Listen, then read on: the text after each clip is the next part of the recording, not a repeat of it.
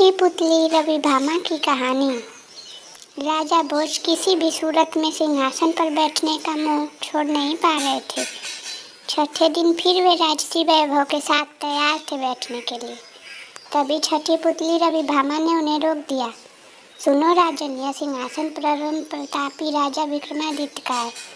क्या तुम उनकी दानवीरता और शौर्य का मुकाबला कर सकते हो? आओ, मैं तुम्हें उनकी महानता की कथा सुनाती हूँ। एक दिन विक्रमादित्य क्षिप्रा नदी के तट पर बने हुए अपने महल से प्राकृतिक सौंदर्य को निहार रहे थे। बरसात का महीना था, नदी उफन रही थी और अत्यंत तेजी से बह रही थी। इतने में उनकी नज़र एक पुरुष, एक स्त्री और एक बच्चे पर पड़ी। उनके वस्त्र तार-तार थे और चेहरे पीले। राजा देखते ही समझ गए कि वे बहुत ही निर्धन हैं। सहसा वे उन तीनों उस नदी में छलांग लगा लिए। अगले ही पल प्राणों की रक्षा के लिए चिल्लाने लगे। विक्रम ने बिना एक पल गंवाए नदी में उनकी रक्षा के लिए छलांग लगा दी। अकेले तीनों को बचाना संभव नहीं था, इसलिए उन्होंने दोनों बेतालों का स्मरण किया। दोनों बेतालों ने स्त्री और बच्चे को तथा विक्रम ने उस पुरुष को डूबने से बचा लिया। तट पर पहुंचकर उन्होंने जानना चाहा वे आत्महत्या क्यों कर रहे थे। पुरुष ने बताया कि वह उन्हीं के राज्य का एक अत्यंत निर्धन ब्राह्मण है, जो अपनी दरिद्रता से तंग आकर जान देना चाहता है। वह अपनी बीवी तथा बच्चे को भूख से मरता हुआ नहीं देख सकता और आत्महत्या के सिवा उन्हें अपनी समस्या का कोई हल नजर नहीं आ रहा है। इस राज्य के लोग इतने आत्मनिर्भर हैं कि सारा काम खुद ही करते हैं, इसलिए उन्हें कोई रोजगार भी नहीं देता। राजा विक्रम ने ब्राह्मण से कहा कि वे उनकी अतिथिशाला में जब तक चाहे अपने परिवार के साथ रह सकता है, उसकी हर ज़रूरत पूरी की जाएगी। ब्राह्मण ने कहा कि रहने में तो कोई हर्ज नहीं है, लेकिन उसे डर है कि कुछ समय बाद आतिथ्य में कमी आएगी और उसे अपमानित होकर जाना पड़ेगा। राजा विक्रम ने उसे विश्वास दिलाया कि ऐसी कोई बात नहीं होगी और उसे भगवान समझकर उसके साथ हमेशा अच्छा बर्ताव किया जाएगा। विक्रम के इस तरह विश्वास दिलाने पर ब्राह्मण परिवार अतिथिशाला में आकर रहने लगा। उसकी देखरेख के लिए नौकर चाकर नियुक्त कर दिए गए। वे मौज से रहते हैं, अपनी मर्जी से खाते पीते और आरामदेह पलंग पर सोते।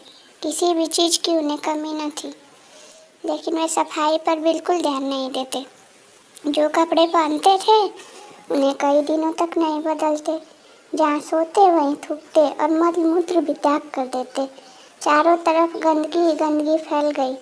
दुर्गंध के मारे उनका स्थान एक पल भी ठहरने लायक नहीं रहा। नौकर चाकर कुछ दिनों तक तो धीरज से सब कुछ सहते रहे, लेकिन कब तक ऐसा चलता। राजा के कोप की भी उन्होंने परवाह नहीं की और भाग खड़े हुए। राजा ने कई अन्य नौकर भेजे, पर सबके सब एक जैसे ही निकले। सबके लिए यह काम असंभव साबित हुआ। तब विक्रम ने खुद ही उनकी सेवा की बीड़ा उठाई। उठते बैठते सोते जागते वे ब्राह्मण परिवार की हर इच्छा पूरी करते। दुर्गंध के मारे माथा फटा जाता, फिर भी कभी अपशब्द का व्यवहार नहीं करते। उनके कहने पर विक्रम उनके पांव भी दबाते।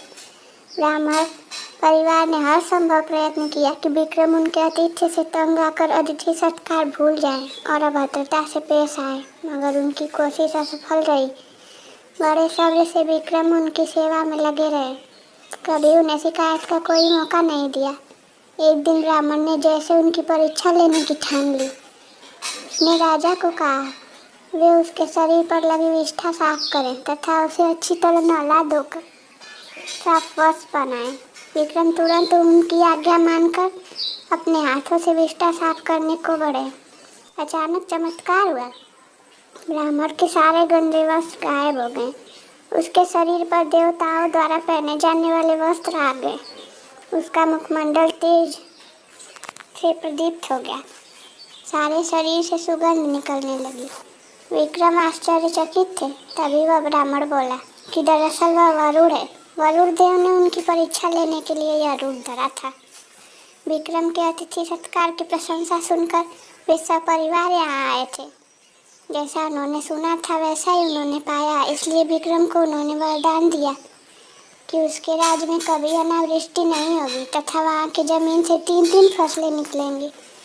विक्रम को वरदान देकर वे सपरिवार अंतर ध्यान हो गए। इतना कहकर अभिभामा बोली, बताओ राजन, क्या तुम में इतना धैर्य है कि इस तरह से किसी का आतिथ्य सत्कार कर सको? राजा भोज असमंजस में पड़ गए और बिना कुछ कहे अपने कक्ष में लौट गए। अगले दिन 7वीं पुतली कौमुदी ने राजा भोज का रास्ता रोका।